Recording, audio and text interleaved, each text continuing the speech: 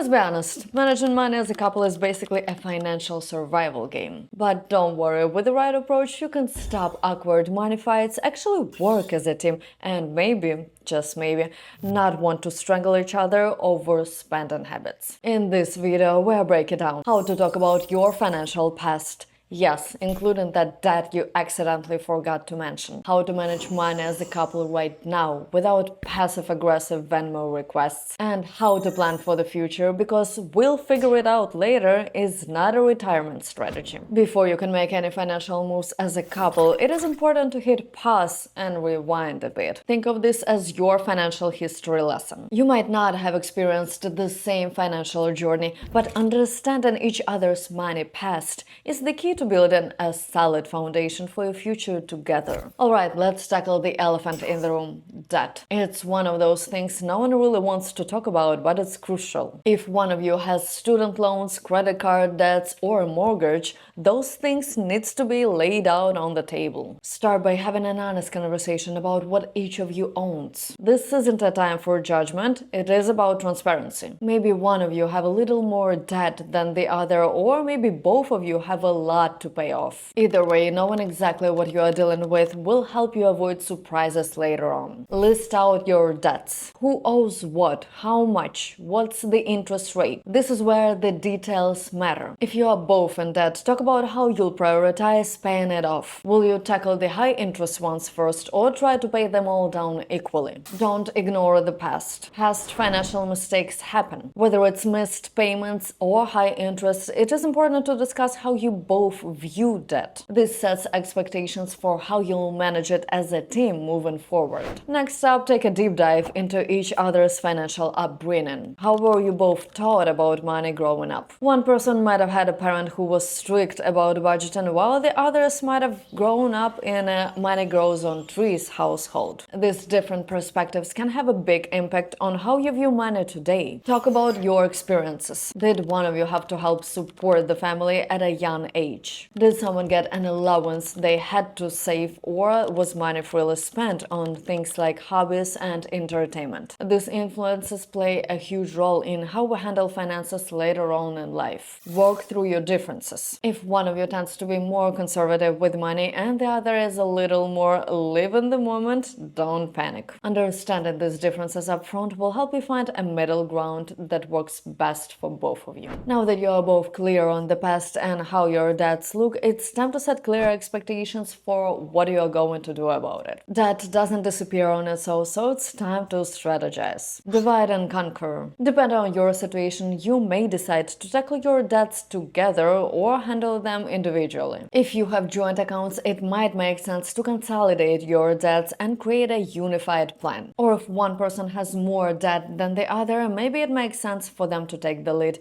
but make sure you're both on board with the plan. Decide on a payment strategy. How are you going to pay off these debts? You could use the debt snowball method, start with the smallest balance and work your way up. Or you might prefer the debt avalanche method, tackle the high interest debt first. Either way, agree on a plan that feels doable and allows both of you to feel like you are making progress. Don't forget about accounting for the interest rates, that is a big deal. Build a debt payoff timeline. Agree on how long you plan to take to pay off your debts. Maybe it's 12 months, maybe it's 3 years, wherever it is, setting a timeline will keep you both motivated. Don't be afraid to adjust if needed, but make sure you're both committed to sticking with it. Lastly, be honest about any past financial mistakes. Whether it's overspending, racking up credit card debt, or failing to save, everyone has moments they wish they could redo. Forgiveness is key here. This isn't the time for blame or guilt. Own your mistakes and have a conversation about what you've learned. Discuss how you are going to prevent those same mistakes from happening in the future. Maybe it's setting up automatic payments or having regular money check-ins. Work as a team. Rather than pointing fingers, view your finances as a shared goal. This is your chance to grow stronger together and come out of the past with a clearer financial path. So there you have it. The past can be messy, but it's essential to have this honest and sometimes tough conversations about debt and finances. You are not just sharing numbers, you are sharing responsibility. stability. With open communication, a solid plan, and a little patience, you can turn those past money struggles into opportunities for growth as a couple. Trust me, facing your financial situation together will feel like a huge weight lifted off both of your shoulders. Alright, you've tackled the past and now it's time to jump into the present. The way you manage your finances today is going to set the tone for your future finances as a couple. This isn't just about paying the bills or splitting costs, it's about creating the plan that works for both of you. How will you manage your joint finances? Keep track of spending or save for goals? Let's break it down. The first big decision you'll need to make is whether or not to combine your finances. For some couples, it feels natural to merge everything: joint accounts, credit cards, and even all your bills. For others, keeping things separate works best. There is no right answer here, but it's something you'll need to discuss and decide together. A joint account can make paying bills and saving for shared goals easier. You can put your income together and work with one central pot. This can streamline your finances and make it clear where the money is going, especially for shared expenses like rent, groceries, utilities, and vacations. It also creates a sense of teamwork. If one of you is more comfortable with having control over their individual spending, separate accounts might work better. You can still contribute a set amount to a shared account for joint expenses like rent, utilities, vacations, but you are free to manage your personal finances however you want. The key is to find what feels right for you both and make sure you're both on the same page about your choices. Now that you have decided on how to manage your accounts, it's time to talk about your budget. A budget is essentially your financial blueprint. It's how you map out where your money will go each month and how you will save for your goals. Track income and expenses. Start by listing out both of your monthly incomes. Then identify your regular monthly expenses. Think rent or mortgage, utilities, insurance, and transportation. Be thorough. You'd be surprised how much those small subscriptions can add up. Set up budget categories. Break down your expenses into categories. A simple way to do this is by using the 50-30-20 rule. 50% of your income is for needs, 30% for wants, and 20% for savings and debt repayment. These percentages are a great starting point, but feel free to adjust them based on your priorities and lifestyle. For example, if you're aggressively paying off debt, you may want to increase your debt repayment portion. Track spending regularly. Once you've set up your budget, the next step is tracking your spending. There are plenty of apps or tools to help with this. Apps like Mint or You Need a Budget or good old spreadsheets. The key is to stay consistent. If you overspend in one category, make adjustments in another. Review and adjust. Budgeting isn't a set it and forget it thing. You'll need to review your budget together every month. Discuss what worked, what didn't, and what you can adjust for the next month. Maybe you spend too much on takeout. Who hasn't?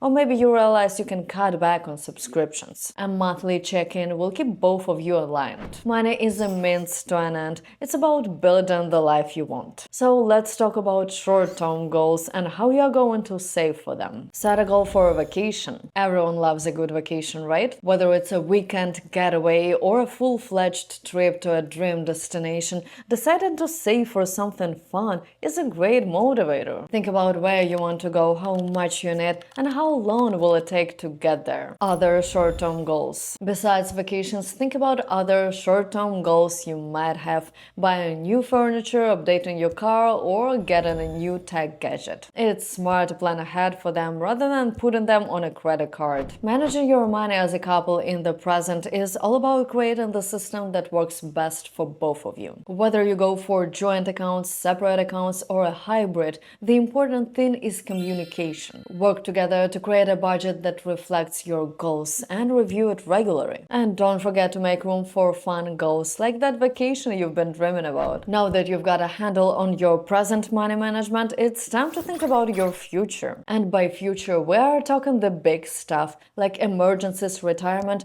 or that financial freedom you want to create for yourselves. It's important to discuss these goals together, not just for the sake of your bank accounts, but for a peace of mind and long-term happiness. life happens, unexpected expenses always seem to pop up when you least expect them. Whether it's a job loss, medical bills, a car breaking down, or even a sudden home repair, having an emergency fund is like a financial safety net. You can avoid the stress of scrambling for cash by planning for the worst and hoping for the best. How much should you save? The general rule is to have 3 to 6 months worth of living expenses saved up. This means covering your rent or mortgage, utilities, insurance, transportations, and anything else you'll need to live if your income were disrupted. Start small, but start now. If the thought of saving 3 to 6 months worth of living expenses feels overwhelming, don't panic. Start with a small goal like saving $1,000 and build up from there. Every bit counts, and as you progress in your financial journey, you can increase up those savings. Where to put the emergency fund? Store it in a high-yield savings account that's easy to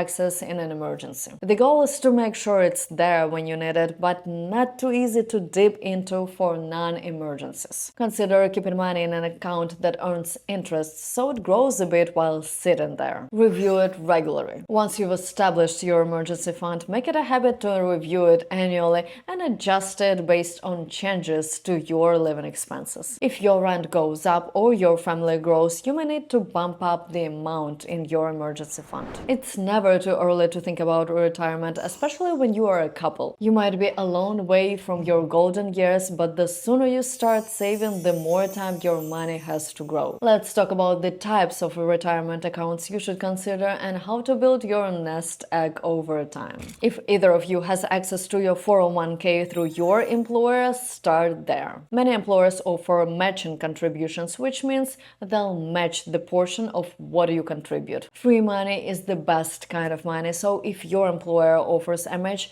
try to contribute at least enough to get the full match. If you don't have a 401k or if you want to diversify your retirement savings, consider opening an IRA. Traditional IRAs offer tax deductions now, while Roth IRAs allow you to take tax-free withdrawals in retirement. The contributions limits are lower than in 401k, but it's still a great way to save. How much to save for retirement? A good rule of thumb is to save at least 15% of your gross income for retirement. This includes contributions to your 401k, IRA, or any other retirement accounts. You can start small and gradually increase your contributions over time. Use retirement calculators to estimate how much you'll need when you retire and track your savings to make sure you're on pace. Remember, the earlier you start, the less you'll need to save each year because of compound interest. It is important to look ahead and think about the life you want to build together, not just in terms of retirement, but other big dreams. Whether it's buying a home, traveling the world, starting a family, or launching the business,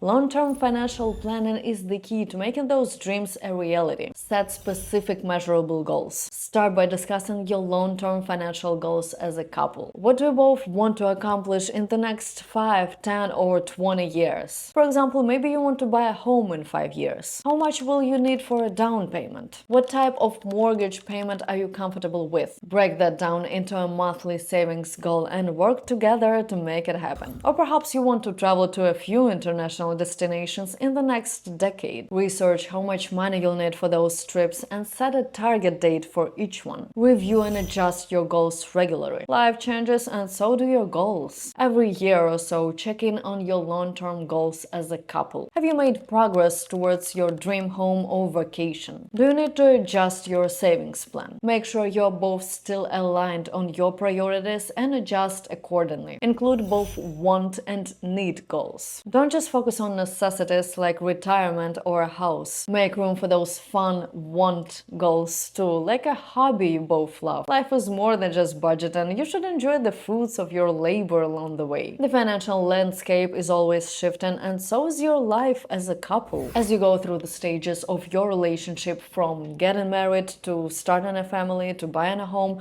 your financial needs and goals will evolve. Check in regularly. Make it a habit to check in on your finances at least once a year. This could be a big sit-down meeting where you review your progress toward your financial goals, adjust your budget, and update your retirement contributions. It's also a chance to discuss any changes in your life that could impact your finances, like a job, a move, or a birth of a child. Be adaptable adaptable. Life is unpredictable and things won't always go according to plan. Maybe you get a raise or maybe unexpected expenses pop up. Wherever the case, be ready to adapt your financial plans to your circumstances. Being flexible while keeping your long-term goals in mind will keep you on track even during tough times. Talking about the future isn't easy, but it's vital for creating financial stability as a couple. By building an emergency fund, saving for retirement, and setting long-term goals, you're laying the groundwork for your bright future together. Remember, these goals are a team effort. Work together, check in regularly, and adjust your plans as needed. That way, you'll not only achieve your financial dreams, but you'll do it together. Now, I hope this video was helpful. If yes, hit that like button and let me know in the comments below what's the biggest money challenge you and your partner have faced. Let's talk about it. And if you think your bank account deserves some love too, subscribe for more money tips. I'll see you in the next one.